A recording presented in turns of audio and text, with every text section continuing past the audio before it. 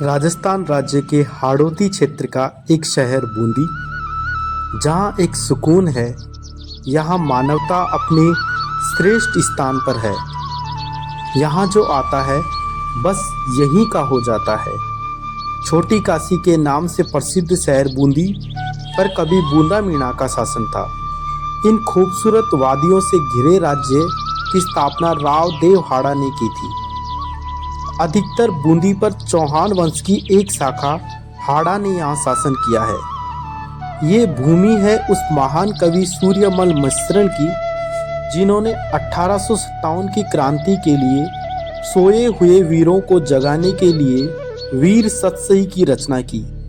ये भूमि है उस 14 वर्ष के बालक कुंभा हाड़ा की, जो मेवाड़ के महाराणा लाखा से इस बात के लिए युद्ध कर गया क्योंकि लाखा ने नकली किले पर आक्रमण किया था। ये भूमि है उस वीरांगना सहल कंवर की, जिसने अपनी गर्दन काटकर अपने पति को निशानी दे दी थी। चुंडावत मांगे सेनानी, सर काट देती हो छत्रानी।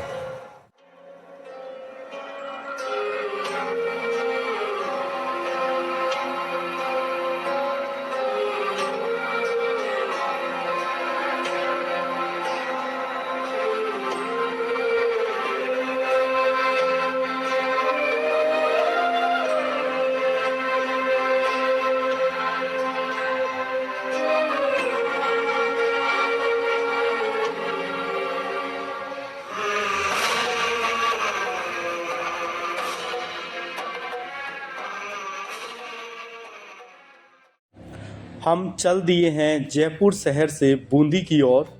बूंदी शहर के अंदर जाने के लिए टनल से ठीक पहले एक रास्ता जा रहा है। हम टनल की तरफ नहीं जा रहे हैं, बल्कि टनल से ठीक पहले ही एक रास्ता जा रहा है।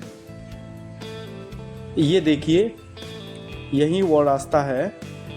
बस ठीक यहीं से हमें बाईं ओर मुड़ना है और 3 किलोमीटर की दूरी पर ही बूंदी शहर है। टनल को पार करने के बाद भी बूंदी शहर में आ सकते हैं। कोटा से लगभग 40 किलोमीटर की दूरी पर बूंदी शहर है और जयपुर से 215 किलोमीटर की दूरी पर बूंदी शहर स्थित है। ये देखिए, बूंदी इस शहर पहुंचने से ठीक पहले का यह खूबसूरत नज़ारा।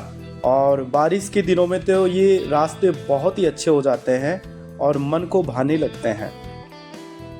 हम बस कुछ ही देर में पहुंच जाएंगे बूंदी शहर में।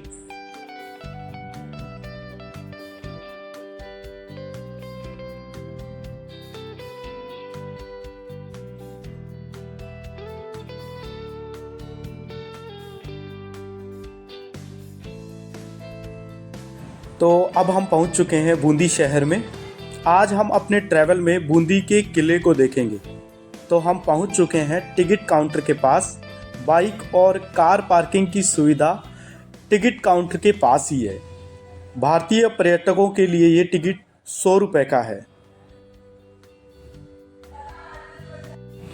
किले में प्रवेश करने का यह मुख्य दरवाज़ा है और इसके ठीक पास ही टिकट काउंटर भी है। यहीं से आप टिकट ले सकते हैं। तो चलिए अब एंटर करते हैं गढ़ की तरफ।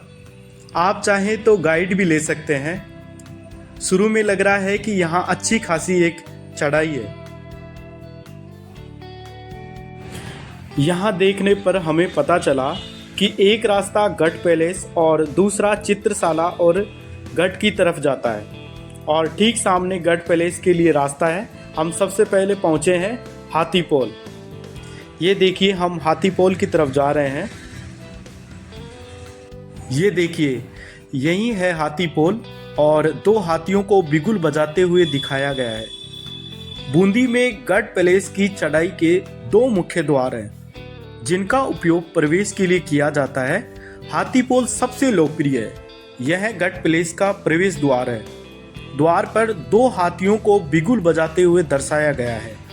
इसका निर्माण राव रतन सिंह ने करवाया था। महल को 5 अलग अलग मुख्य खंडों में बांटा गया है, जिसमें हाथी महल, रतन दौलत महल या दीवाने आम, छत्र महल, फूल महल और बादल महल।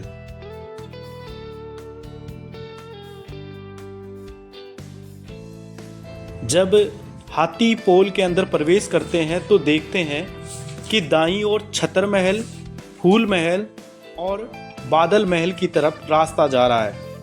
ये देखिए, यही ठीक रास्ता है जो ऊपर की तरफ जा रहा है, जो हमें छत्र महल, फूल महल, बादल महल और साथ ही झूला चौक भी दिखाएगा। जैसे ही हम यहाँ तक पहुँचते हैं तो हम देखते हैं एक साइन बोर्ड देखते हैं यहाँ पे, रतन दौलत महल, छत्र महल, फूल महल, बादल महल और झूला चौक। तो अब हम देखते हैं यहाँ से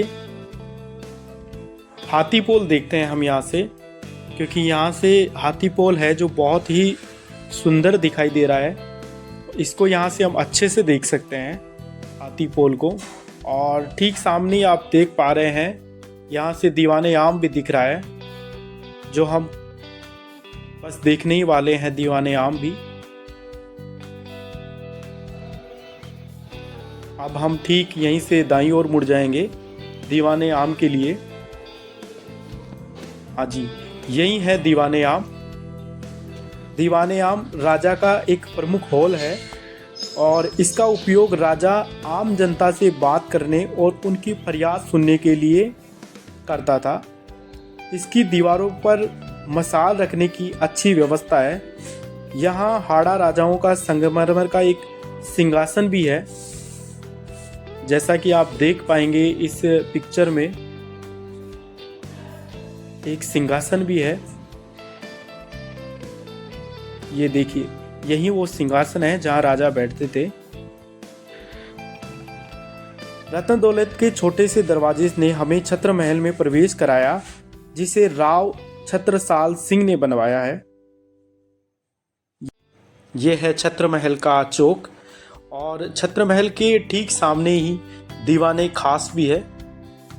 ये देखिए दीवाने खास।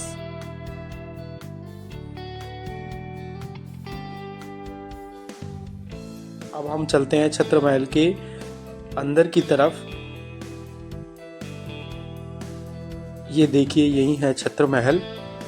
काफी सुंदर महल है ये। छत्र महल के बाद अब हम चलते हैं फूल महल और बादल महल की तरफ, और पहले हम देखेंगे फूल महल। अब हम जा रहे हैं फूल महल की तरफ। ये देखिए, ठीक पहुंच गए हम। और ये देखिए, यहाँ से बूंदी का व्यू है वो बहुत ही अच्छा दिखाई देता है। ये हमें ठीक नवल सागर दिखाई दे रहा है यहाँ से। और जब भी आप यहाँ आए तो यहाँ से बूंदी को ज़रूर देखें। और ये देखिए, ये छत्र महल दिखाई दे रहा है यहाँ से। ऊपर से भी हम देख सकते हैं छत्र महल को। और ये बूंदी का सुंदर व्यू, यहाँ से बहुत ही शानदार व्यू दिखाई देता है। नवल सागर बहुत कुछ कह रहा है यहाँ से। और अब हम चलते हैं फूल महल की तरफ।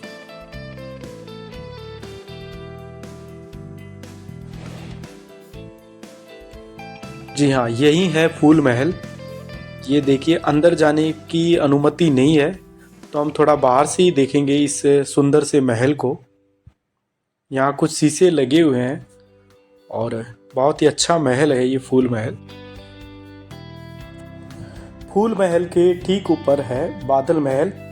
किले के सबसे ऊंचे स्थान पर बने बादल महल की दीवारों पर भी चित्रों का एक अच्छा संग्रह है। ऐसा कहा जाता है कि बारिश के बादल महल के प्रांगण में तैरते रहते थे। इस महल का निर्माण राव भोज ने करवाया था।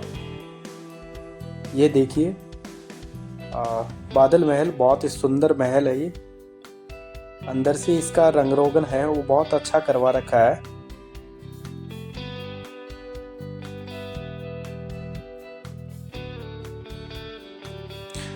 ये देखिए, ये है झूला चौक। और इस किले के बारे में रुडयार्ड किपलिंग ने कहा है कि यह इंसानों ने नहीं बल्कि फरिश्तों ने बनाया है इसे। गढ़ पैलेस देखने के बाद अब हम चलते हैं चित्रशाला देखने। यहाँ से दाईं ओर गढ़ के तरफ रास्ता जाता है। ये देखिए ठीक सामने ही चित्रशाला है। चित्रशाला के बाहर की तरफ से चित्रशाला का खूबसूरत व्यू हमें दिखाई दे रहा है। यह चित्रशाला उम्मेद भवन का हिस्सा है। राव उम्मेद सिंह ने इस चित्रशाला को 18वीं शताब्दी में बनाया था। आइए अंदर से इस चित्रशाला को देखते हैं। मुख्य दरवाजे के पास यह पहला चित्र है जो गणगौर का एक दृश्य है। ये देखिए बूंदी शैली में चित्रित नारी सौंदर्य भी अद्भुत है। लंबा ललाट, आंखें आम्रपत्र, लंबी नाक, छोटा कद, मोटे गाल यहाँ की नारी की विशेषता थी।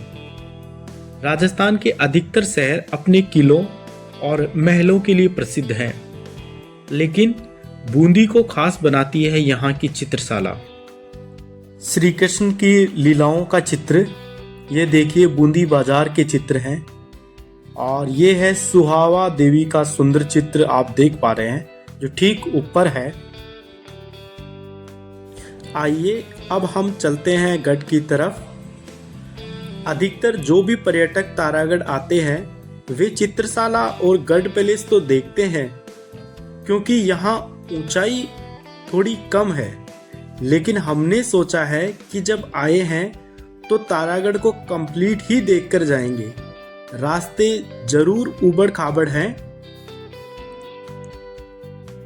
ये देखिए हम अब इन्हीं रास्तों से होकर के गढ़ की तरफ जा रहे हैं जो एक ठीक ठाक ऊंचाई पर है। ये पहला दरवाजा आता है जो काफी पुराना हो गया है।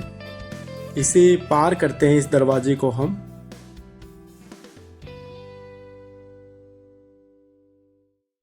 ये दूसरा दरवाजा आता है, इसे भी हम पार करते हैं और आगे बढ़ते हैं गढ़ की तरफ। सबसे पहले यहाँ पहुँचते ही हमने देखा है रानी महल, और रानी महल आते ही हमने टिकट दिखाया है। यहाँ टिकट से ही एंट्री होती है। यही है रानियों का आवास। एक वक्त था जब कभी राजघराने के लोग यहाँ रहते थे। आज यह सूना है, क्योंकि व्यवस्था बदलने के साथ ही सभी आधुनिक युग के साथ चलना आवश्यक समझते हैं। यहाँ एक कमरे के अंदर दूसरा कमरा है। इस किले को जब भी आप देखने आए तो अपने साथ पीने का पानी जरूर लेकर आए। हमने यहाँ देखा है कि कुछ असामाजिक तत्वों ने इन ऐतिहासिक स्थलों को खराब करने का प्रयास किया है। ये ऐतिहासिक स्थल हमारा गौरव है, इनकी रक्षा करें और ये हमारा कर्तव्य भी है। हम देख रहे हैं कि यहाँ एक कमरे के अंदर दूसरा कमरा है। हमने इस गढ़ का कोना कोना देखा है। जब भी आप यहाँ ऊपर आए तो एक सावधानी जरूर बरतें। आप जैसा देख पा रहे हैं बहुत ही पुराना महल है, और अब तो हमें भी लगने लगा है कि इस किले को वास्तव में फरिश्तों ने ही बनाया है। हम इस किले को कोना कोना हमने देखा है।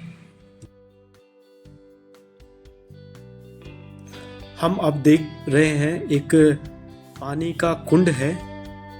यहाँ कुछ पानी के कुंड भी हैं और कुछ यहाँ बुर्ज भी हैं।